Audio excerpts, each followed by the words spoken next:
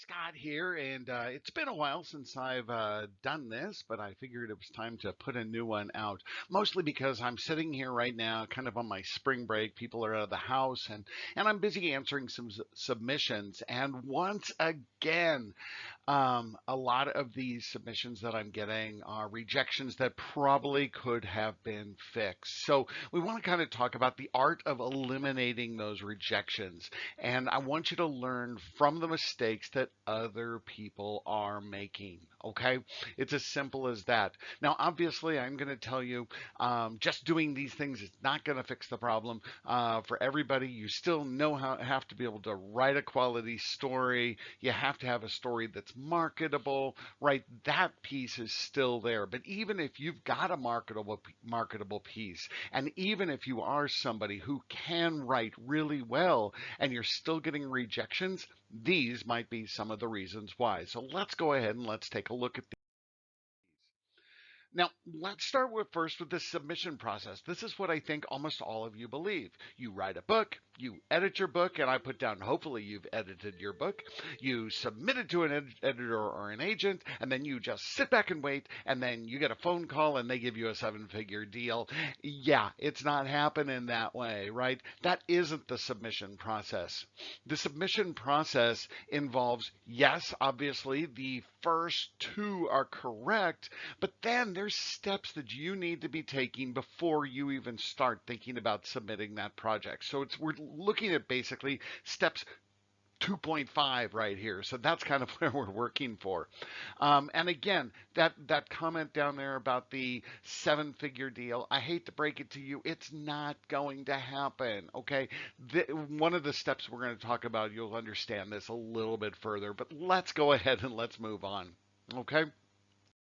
So main reasons for that we're getting rejections. Number one, you're submitting to the wrong editor or an agent.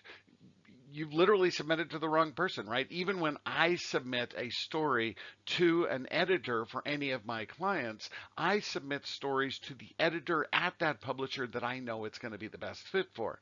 So if you're submitting it to the wrong editor or agent, you're going to get a rejection. Don't sit there and start talking to all your friends in your critique groups of, well, I've been rejected 70 times. Look, you've been rejected 70 times. Probably the majority of those are things due to this problem right here. It's not due to just the time and effort piece of it.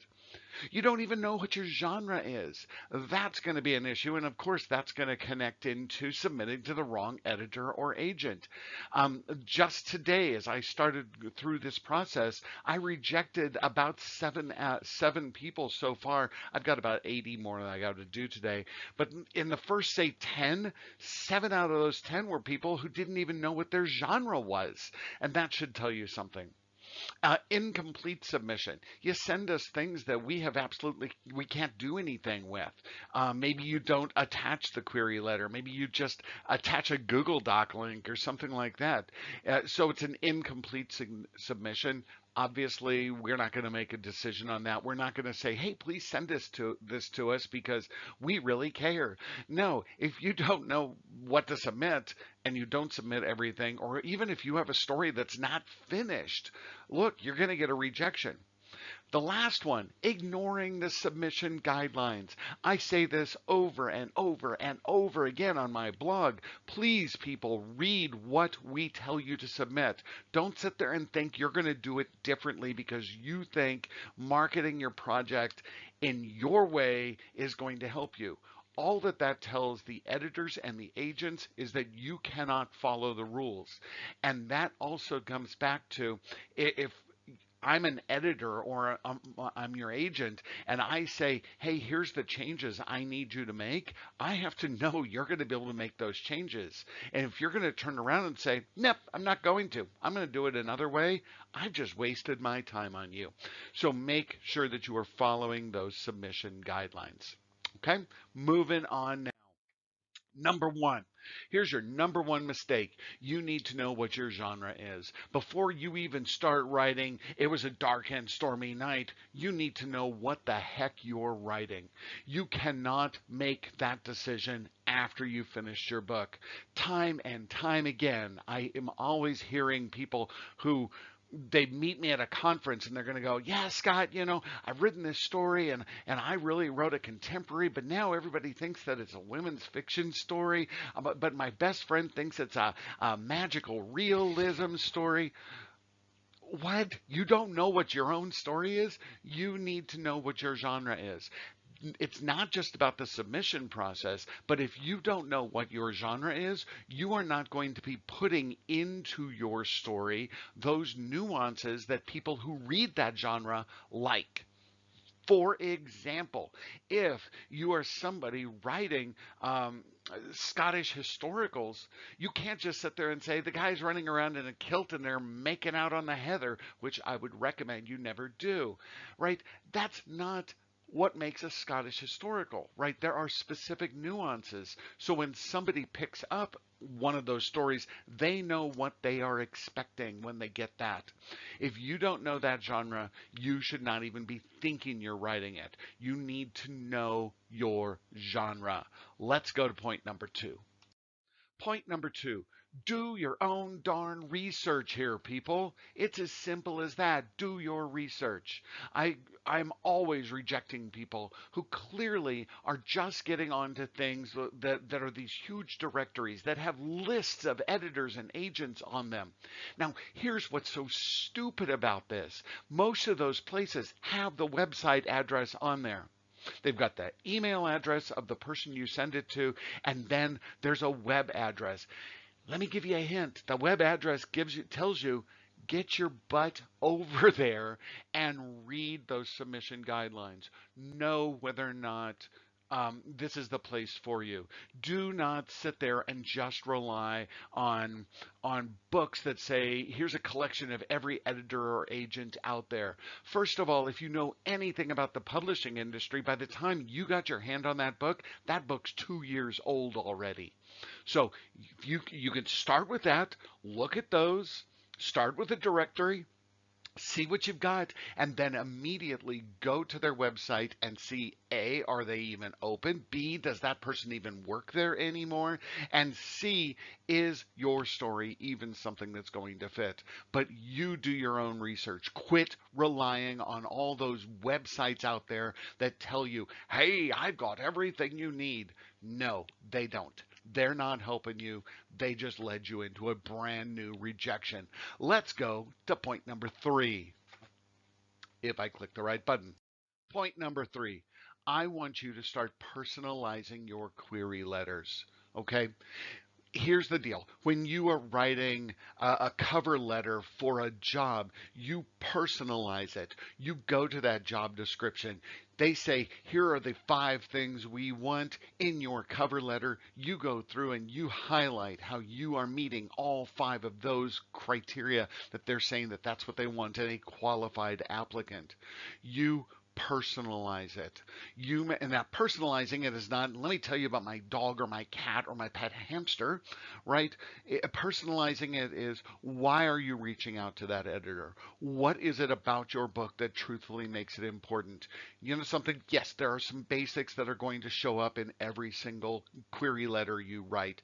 That little blurb that you write, it's going to be pretty consistent. Maybe your bio is going to be pretty consistent, but everything else around it, easily 50% of that submission package is going to be personalized. Now I'm going to add to this personalization piece. Quit mass mailing your query letters. I don't want you to sit there and go, oh, it takes too much time to do this. So what I'm going to do is I'm going to blind CC 15 people. Don't do it. When you blind CC 15 people and you have to start off with dear agent, guess what? You just got yourself 15 rejections. Woohoo! Add that to your list of 70 rejections you've already gotten. Personalize the darn thing. Please do that. Let's go to number 4. Number 4, make your submission complete. Okay. One of my best friends, who's another agent, has always used the phrase maybe equals no. If I open up your query letter and I don't know what the title is, I don't know what the genre is, I don't know what the word count is, I really don't have any clue what your story is about. Maybe you just said it's called The Art of the Checkbook, and it is a women's fiction piece of 70,000 words, and I think you'll love it. That's incomplete here. I hate to break it to you. It's incomplete. I'm not going to sit there and say, title sounds intriguing. I think I'm going to ask for more.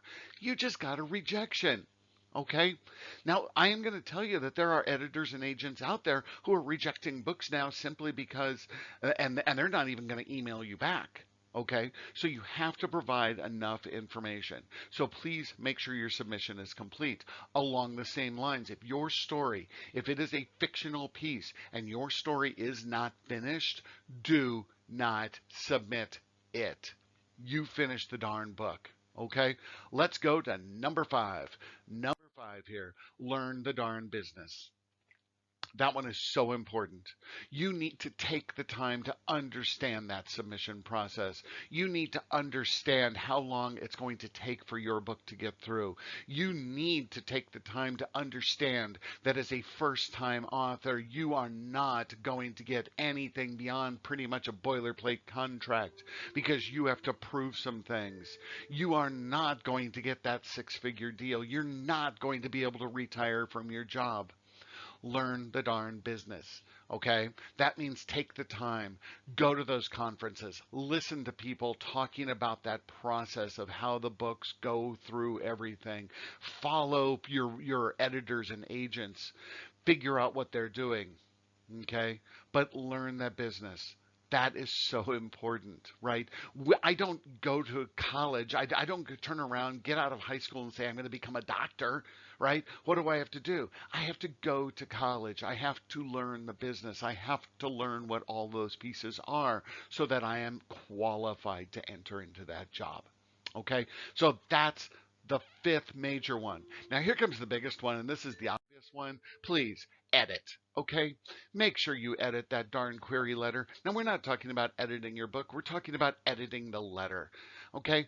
And make sure that your editor and agent's name is correct. I hate to break this to you people. There is no Mr. Grayhouse. Okay? That is the name of my agency. So make sure that you write the editor or agent's name down. Make sure that you are using you fixed all those basic grammar mistakes, semicolons, and everything like that.